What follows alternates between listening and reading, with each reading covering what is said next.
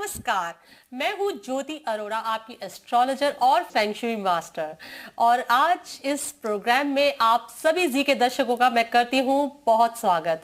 चलिए, इस प्रोग्राम में हम किस टॉपिक में बात करने वाले हैं ये मैं आपको बताती हूँ। कभी आपने सोचा कि आपके घर की क्या ऐसी चीज है जिसकी वजह से आपके घर में लोगों का कुछ ना कुछ काम में रुकावट आता जा रहा है? कहीं आपको ऐसा लगता है कि आप किसी वजह से आप ग्रो नहीं कर पा रहे हैं, आपकी तरक्की में बाधा आ रही है, घर में लोग बीमार पड़ रहे हैं, या फिर आपको ऐसा लगता है कि घर में आने के बाद आप उदास रहते हैं या बहुत एक डल सी फीलिंग आती है, तो आपके लिए ये टिप्स बहुत कामयाब होंगी।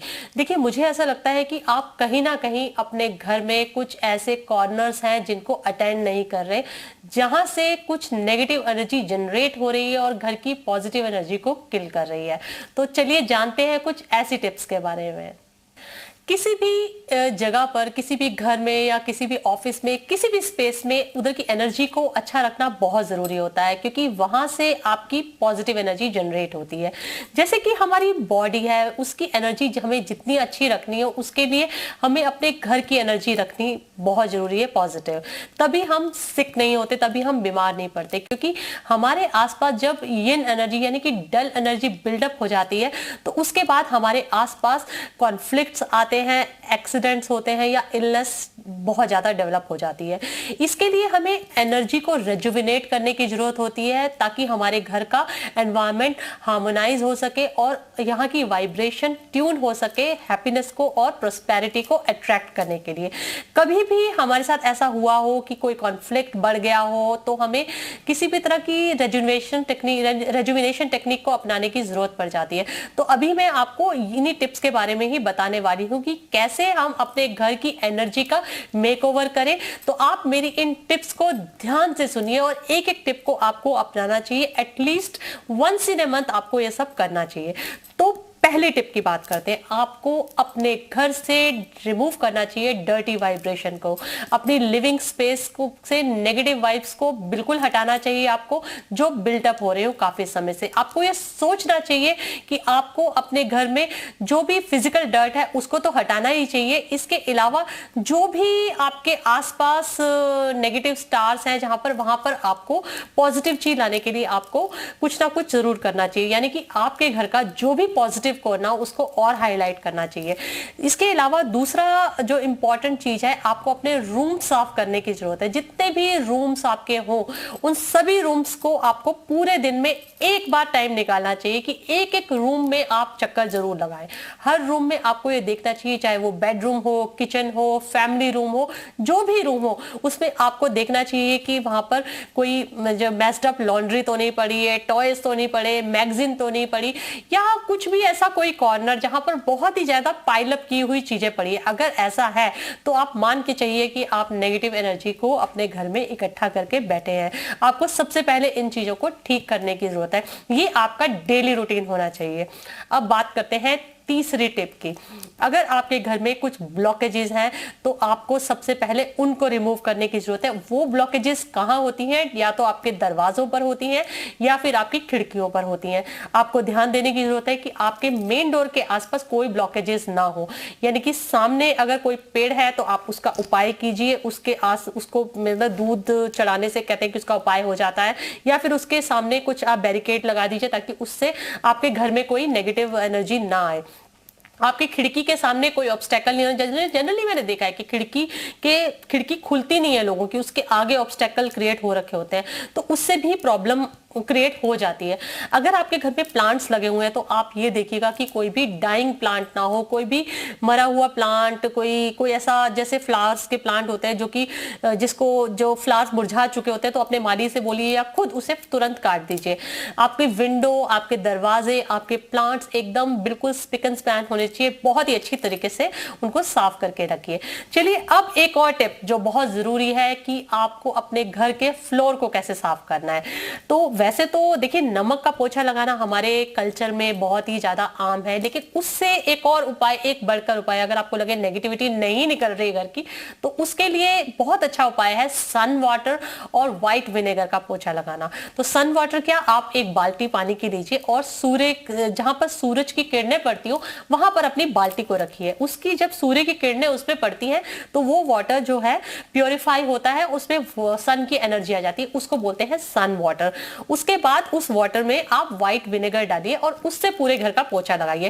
कहते हैं कि ऐसा करने से घर में किसी भी तरह की नेगेटिव एनर्जी हो तो वो वाइप ऑफ हो जाती है। और आप इस उपाय को बाथरूम्स में भी कर सकते हैं, किचन में भी कर सकते हैं, अपने बेडरूम में भी कर सकते हैं। ऐसा करने से आपको देखिएगा कि चीजें कितनी ज्यादा रिजुविनेट हो जाती हैं और एकदम से लिफ्ट अप हो जाती हैं। घर में सफाई करने के बाद, जब आपके घर में आपकी मेड सफाई करने के लिए आती है, उसकी सफाई करने के बाद अपने घर के सारी लाइटें ऑन कर दीजिए, जितने भी आपके बल्ब्स हैं सब ऑन कीजिए और एकदम से आप देखेंगे एनर्जी फ्लो करती है। बिकॉज जो ये इलेक्ट्रिसिटी यानी कि इससे जो हमारे बल्ब्स चलते हैं उनसे जो ऊर्जा जनरेट होती है, that is a very good energy. हमें वो एनर्जी अपने घर में जरूर देनी चाहिए। और उस समय आपको एक बेल भी पूरे घर में राउंड लेकर जरूर बजानी चाहिए, उससे भी किसी भी तरह की नेगेटिव एनर्जी घर से रिमूव हो जाती है। उस समय इंसेंस ऑफर करना या घर में कपूर जलाना भी काफी अच्छा माना जाता है। चलिए आपको मैं एक चीज और बताती हूँ कि अगर आपने अपने घर में कुछ ऐसी चीजें की हैं कि आपने सब कुछ उपाय कर लिए, लेकिन उसके बाद भी आपको लगता है कि डिजायर्ड रिजल्ट नहीं मिल रहा है आपको, तो डेफिनेटली फिर तो ऐसा है कि आपके घर में जो लोकल स्पिरिट्स है वो आपसे हैप्पी नहीं है। ऐसा माना गया है कि बुद्धिस्ट कल्चर में और हमारे हिंदू धर्म में भी कि आप जो है लोकल स्पिरिट्स को भी प्लीज करते हो और आप इंसेंस ऑफर करते हो। तो उसके लिए मैं आपको एक रिचुअल बता देती हूँ।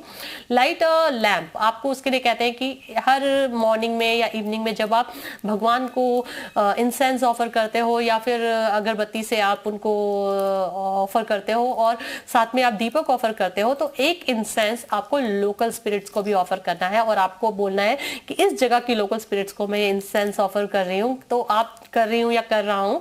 और आपको उनको जब ऑफर करेंगे तो उससे कहते हैं कि इंसेंस लोकल स्पिरिट्स को बहुत पसंद आता है और उससे वो आपके फ्रेंड्स बन जाते हैं और आपके प्रोटेक्टर बन जाते हैं। इससे आपके ऑब्स्टेकल्स रिमूव होते हैं और आपके जो प्रोटेक्टर्स हैं वो आपके जीवन में किसी भी तरह के जो प्रॉब्लम्स होती हैं उससे आपको बाहर निकाल देते हैं।